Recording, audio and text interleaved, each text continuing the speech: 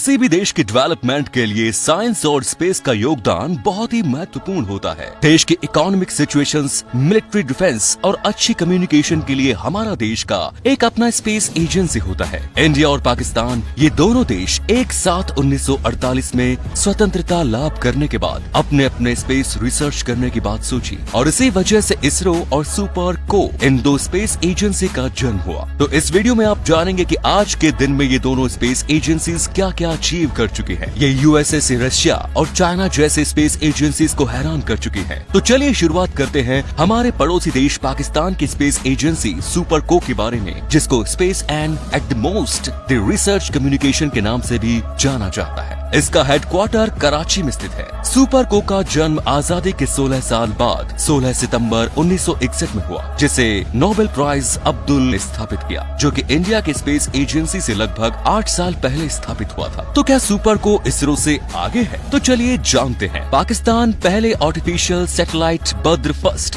16 जुलाई 1990 में बना के चाइना के सैटेलाइट सेंटर से लॉन्च किया। उसके बाद सुपर को ने 10 दिसंबर 2001 बद्र बी नाम के सैटेलाइट को लॉन्च किया और इस मिशन में भी उनको सफलता मिली। 1965 में रहबर नाम के वेसल आउटर स्पेस बना के पृथ्वी का 10 और एशिया का तीसरा स्थान अर्जित किया। पाकिस्तान ने अपना पहला जीएसटी टेस्टनर लाइट 2004 में बनाया। हालांकि 1990 साल के बाद से सुपर को के मिशन में काफी सारे प्रॉब्लम्स आने लगे और आर्थिक स्थिति भी सही न होने के कारण चाइना पाकिस्तान के लिए आखिरी उम्मीद था। पर इन सब मुश्किलों के बावजूद भी पाकिस्तान ने अगस्त 2011 में पक्सत 1R की कम्युनिकेशन सैटेलाइट लॉन्च किया। एक रिमोट जैसी सैटेलाइट प्रेस 9 जुलाई 2018 में लॉन्च किया गया और इसके साथ साथ एक नेविगेशन सैटेलाइट और मिलिट्री सैटेलाइट लॉन्च कर चुका था। तब पाकिस्तान आज तक अपना खुद का लॉन्च वही कर बनाने में नाकाम रह गया। आशा करते हैं कि बहुत जल्द पाकिस्तान को भी इस मिशन में सफलता मिलेगी। तो चलिए अब बात करते हैं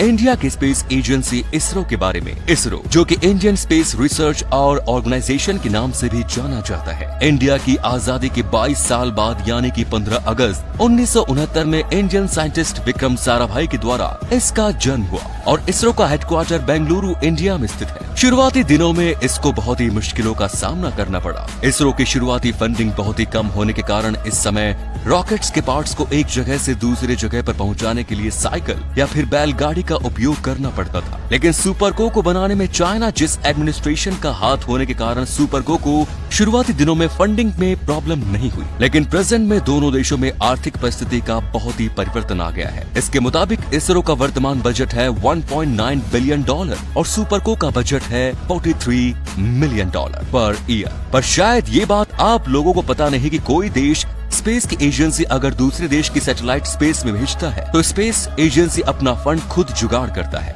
जैसे कि उन दिनों इंडिया के पास कुल लॉन्च न होने के कारण इसरो अपना फर्स्ट सैटेलाइट 19 अप्रैल 1975 में आर्यभट्ट को रसिया की मदद से लॉन्च किया था। 1970 साल से इसरो सैटेलाइट लॉन्च नहीं कर इस SLV-3 का प्रोजेक्ट शुरू कर चुका था और इसके डायरेक्टर थे डॉक्टर APJ अब्दुल कलाम। 10 अगस्त 1979 इसरो ने खुद के लॉन्चिंग व्हीकल की मदद से एक सैटेलाइट को अंतरिक्ष में भेजा, पर अफसोस वो सैटेलाइट ऑर्बिट तक नहीं पहुंच पाया। इसके बाद 18 जुलाई 1980 तक इस SLV-3 की मदद से इंडिया ने पहली बार सैटेलाइट रोहिणी को सक्सेसफुली स्पेस में भेजा और इस मिशन के साथ साथ इंडिया दुनिया का 7वां देश बन चुका था जिसके पास खुद का सैटेलाइट लॉन्च था। 1981 में भारत ने पहली जियो स्टेशनरी सैटेलाइट बनाया जिसको एप्पल के नाम से भी जाना जाता है। अक्टूबर 1994 में इसरो ने और भी शक्तिशाली रॉकेट PSLV, जिसको पोलर सैटेलाइट लॉन्च व्हीकल के नाम से भी जाना जाता है, इसका निर्माण कर चुका। इसकी मदद से इंडिया अपने रिमोट सेलिंग सैटेलाइट को भेज पाया